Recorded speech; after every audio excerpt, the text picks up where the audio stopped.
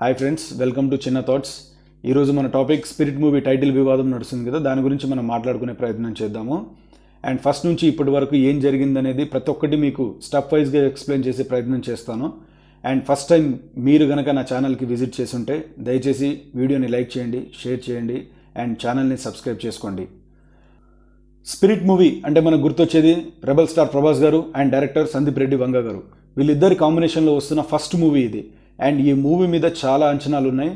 ఈ movie next year మార్చ్లో release అవుతుందని చెప్పేసి అఫీషియల్ అనౌన్స్మెంట్ కూడా వచ్చింది. అన్నీ క్లియర్గా ఉంది అనుకున్నప్పుడు ఈ మూవీకి ఒక చిన్న చిక్కొచ్చి పడింది. నరసమ్మ వెంకటేశ్వర్లు అనే ఇద్దరు రైతులు ఒక మూవీని నిర్మించారు. ఆ మూవీ పేరు వచ్చేసి స్పిరిట్ ఈజ్ నాట్ వన్. ఈ మూవీని డైరెక్ట్ చేసింది వాళ్ళ కొడుకే రవిబాబు గారు. అండ్ ఈ మూవీ షూటింగ్ స్టార్ట్ అయింది 2015లో, షూటింగ్ కంప్లీట్ అయింది 2025లో. 10 years ఈ మూవీ షూటింగ్ జరిగింది. దానికి కారణం ఈ మూవీకి ప్రొడ్యూసర్స్ కూడా వాళ్ళే కాబట్టి ఫైనాన్షియల్ సిచ్యువేషన్స్ కరెక్ట్ లేకపోవడంతో షూటింగ్ డిలే అయ్యింది. అండ్ లాస్ట్ ఇయర్ షూటింగ్ పూర్తి చేసుకున్న ఈ మూవీ ఈ మంత్ 29th రిలీజ్ చేద్దాం అనుకున్నారు. అండ్ దానికోసం అని చెప్పేసి ఒక ట్రైలర్ లాంచ్ ఈవెంట్ కూడా కండక్ట్ చేయడం జరిగింది. ఈ ట్రైలర్ లాంచ్ ఈవెంట్ జరిగిన తర్వాత సందీప్ రెడ్డి వంగ గారి మేనేజర్ ఈ డైరెక్టర్ రవిబాబు గారికి కాల్ చేశారంట. కాల్ చేసి పేరు, అడ్రస్ ప్రతి ఒక్కటి కనుక్కొని ఫోన్ పెట్టేశాడు.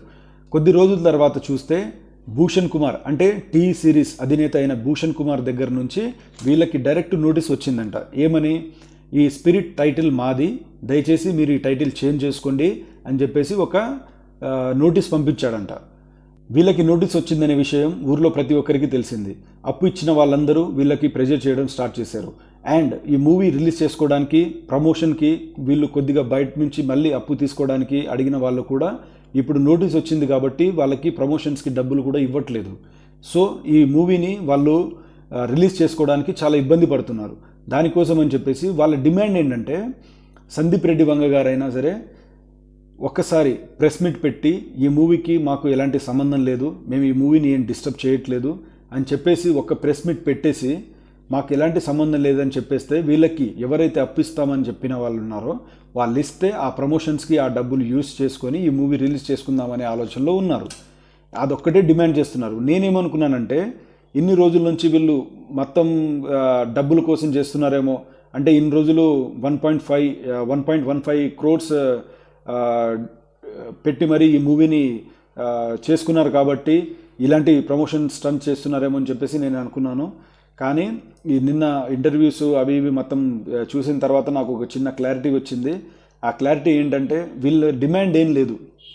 వీళ్ళ డిమాండ్ అలా ఒకటే, సందీప్ రెడ్డి వంగ గారికి ఈ మ్యాటర్ తెలిసిన తర్వాత ఒక్కసారి బయటికి వచ్చి ఈ మూవీతోటి మాకు ఎలాంటి సంబంధం లేదు, ఈ మూవీని రిలీజ్ చేసుకోవచ్చు అని చెప్తే వీళ్ళకి ఎవరైతే ఫైనాన్స్ ఇస్తామని చెప్పారో ప్రమోషన్స్కి వాళ్ళు అమౌంట్ ఇస్తారు. ఆ అమౌంట్ ఇచ్చిన తర్వాత ఈ మూవీని వీళ్ళు రిలీజ్ చేసుకోవడానికి ప్లాన్ చేసుకుంటారు. డైరెక్టర్ సందీప్ రెడ్డి వంగ గారైనా ప్రభాస్ గారైనా సరే బయటికి వచ్చి ఒక మాట చెప్తే వీళ్ళకి మూవీకి ఎలాంటి అడ్డంకులు లేకుండా రిలీజ్ చేసుకుంటారు. రైతులు వీళ్ళకి ఈ చిన్న సహాయం చేయాలనిపించింది. అండ్ వాళ్ళకున్న ఆస్తులు మొత్తం అమ్మేసుకొని మరీ ఈ మూవీకే పెట్టారని చెప్తున్నారు. దయచేసి మీ ఒక మాట వాళ్ళకి చాలా సపోర్ట్గా ఉంటుంది, వాళ్ళకి చాలా ధైర్యం ఇస్తుంది. ఒక మాట చెప్తారని చెప్పేసి ఈ మూవీకి సపోర్ట్ చేస్తారని చెప్పేసి నేను కోరుకుంటున్నా. దయచేసి ఈ వీడియో అందరికీ షేర్ చేయండి, లైక్ చేయండి. దయచేసి ఛానల్ని సబ్స్క్రైబ్ చేసుకోండి. ఏమన్నా మిస్టేక్స్ ఉంటే క్షమించండి. కొత్తగా ఇప్పుడే యూట్యూబ్ ఛానల్ స్టార్ట్ చేశాను కాబట్టి కొన్ని మిస్టేక్స్ అవుతుంటాయి. నేర్చుకుంటున్నా. మరిన్ని వీడియోస్తో రోజు మీ ముందుకు వస్తూనే ఉంటాను. దయచేసి ఛానల్ని సబ్స్క్రైబ్ చేసుకోండి, షేర్ చేయండి. Thank you so much. జై హింద్.